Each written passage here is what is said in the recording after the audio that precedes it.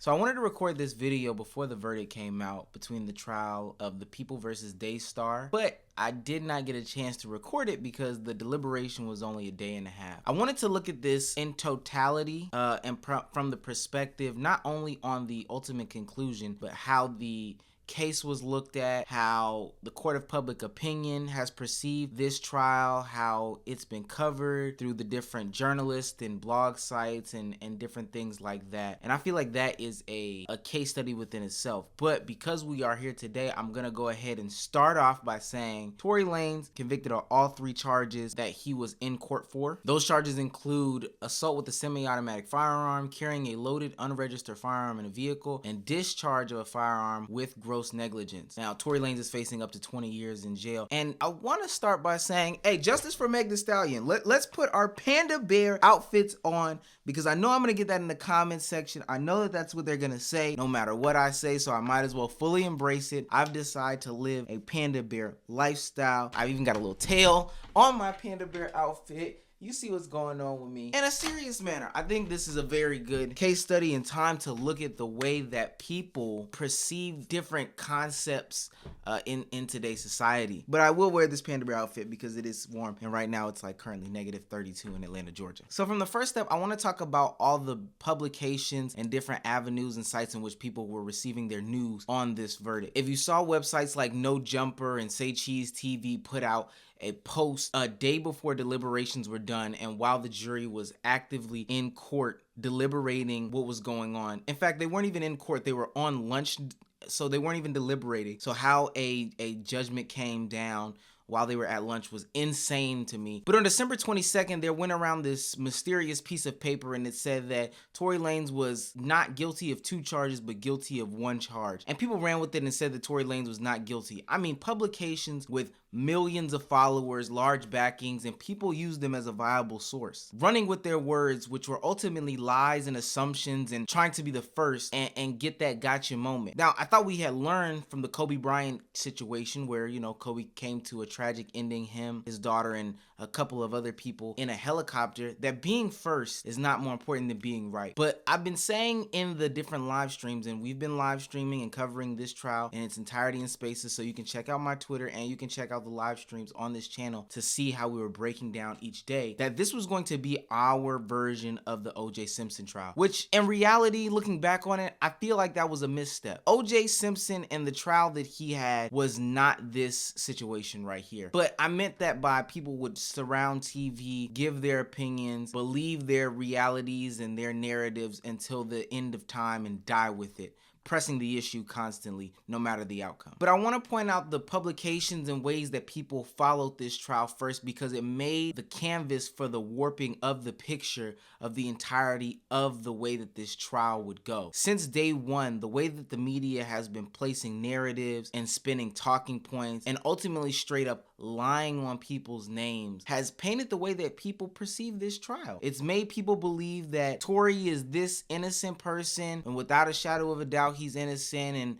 and the believe all women movement is trash, and there's no validity to that conversation at all. Meg Thee Stallion is a liar, and more importantly, she is a promiscuous, backstabbing woman who is a sexual deviant that goes around sleeping with people's friends, and that is the crux of the argument in which we should be like looking at her. And did I mention a liar in that? But ultimately, that's not what was being held on trial. And so before we even got to the actual court proceedings in 2022, from the inception of like Megan Thee Stallion on Instagram Live saying that Tory shot her. Yes, this nigga Tory shot me. You shot me. And you got your publicists and your people going to these blogs lying and shit. People had already labeled this as a Tory versus Meg trial, and that just wasn't the case. It was always the People versus Daystar. Megan Thee Stallion didn't press charges on Tory Lanez. The prosecutors and the district attorney from California went and sought charges after Tory Lanez. So when you paint it that way, it changes the way that you look at everything. And then if you couple that with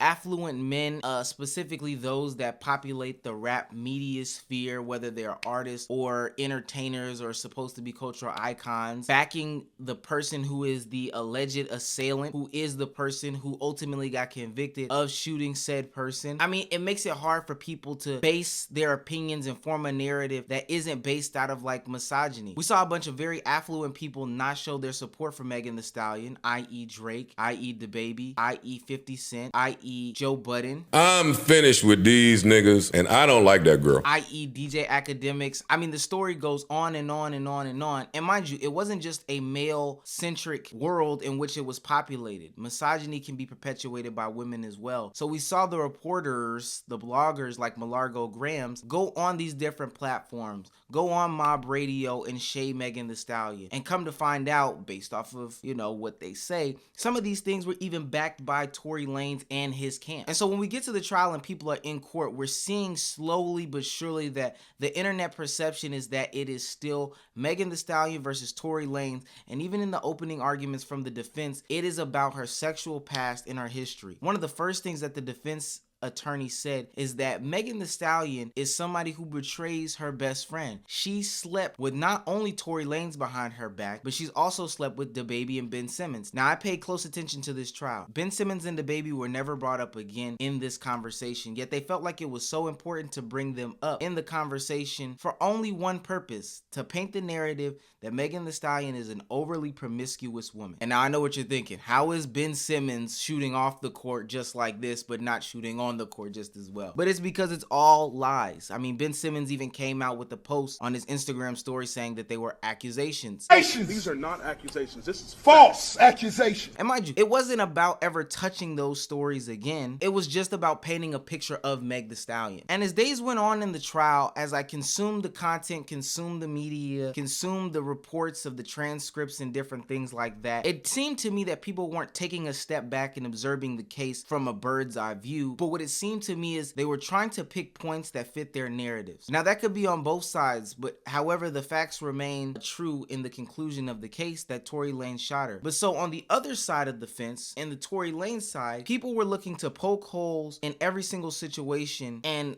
do mental gymnastics in a way to fit a narrative that made Tory Lanez's reality or statement or whatever is true, while simultaneously ignoring things that will point to Tory Lanez being the shooter at the end of the day. I mean, I don't think that it was by chance that he did not testify. I don't think that it was by chance that his driver, somebody else who, you know, was there and was coherent and was a part of the fray, just decided to disappear and then finally show up at the end of the trial. I think it was very apparent that they left out the idea that Tory Lanez even shot the gun. And when their star witness Sean Kelly came up on stand and said that, yeah, the short guy was firing everywhere, it really put a wrench in their system. And as days went by in the trial, I sat and observed people become more and more ridiculous with the ways that they went about making their narratives fit, trying to give excuses here or there. And this is on both sides, but ultimately trying to give excuses for Tory Lanez as to why he couldn't do it. All of it led back to promiscuity. All of it led back to some motive and some CSI reasoning as to why these two young women got into an altercation and a gun rang off and X, Y, and Z and LMNOP. All of it was to play into the way that they believed the story went without taking in evidence that debunked that. There was shoddy work all over the place. I don't think that the Los Angeles Police Department or any of the detectives did a good job. I mean, it baffles me that they did not take any sort of DNA fingerprints from Kelsey. They decided that it just wasn't important at the time. I didn't get a clear understanding if there was bullet holes in the car or not. That would corroborate with Sean Kelly's story about somebody shooting into the car. But through all that, I think it is important to point out the shoddiness from one side, but it also is important to point out the shoddiness on the other side. The accusations of witness tampering and bribery just kind of fell on deaf ears and they never went back into it, but that's a serious claim to make and something in which people did not defend themselves on. And also the intimidation tactics, but also the fact that it was reported that the defense came with little evidence, little pieces of evidence. The prosecution ultimately in total presented 47 pieces of evidence to the jury to decide if Tory Lanez was guilty or not guilty. And to combat that, the defense presented 4 items. And 3 of those items were Instagram posts. It sounds like somebody didn't do their job. I don't know who was advising Tory, but from what I heard as well, he turned down credible and viable legal counsel and ended up being with this guy who, I guess, advised him to never take the stand. to clear his name, to tell his truth. That's what he said he wanted to do.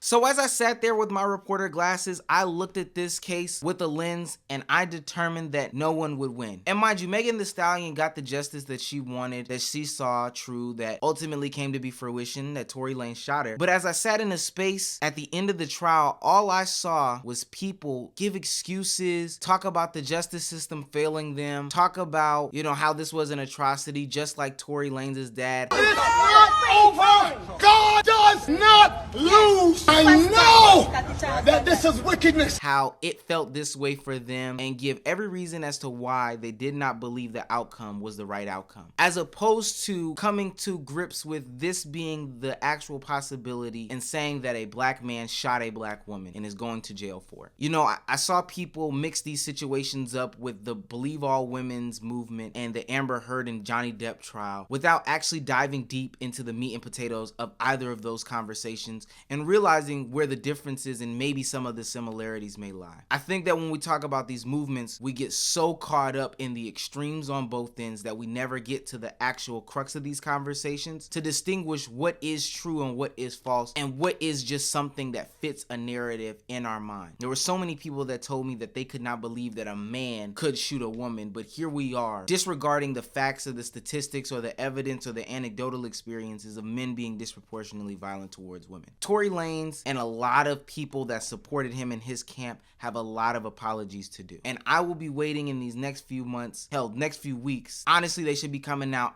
in the next few days for apologies about the manner. But the silence is deafening, and the only thing that's ringing off in my ears is the conspiracy theorists. But with that being said, I think this is a perfect time to take a step back and truly think about what we want to do as a community, as a subsection of people, as far as progressing and as far as, you know, getting justice for those that are at the hands of violence. Do we want to seek justice for them? Do we want to come to a conclusion? Do we want to feel sympathy or empathy for these people? Or do we want to get caught up in painting narratives that fit these people into a box that makes them bad guys and villains? Listen, I'm glad Megan Thee Stallion got her justice. I don't think her being the singer of WAP or having sex with anybody warrants her to be shot and then vilified throughout the media. I hope that we can go forward and look for credible sources, learn what critical thinking is, learn the ability to read, and learn the ability to discern and use our judgment and not get so caught up in the lives of other people, but look at the progression of ourselves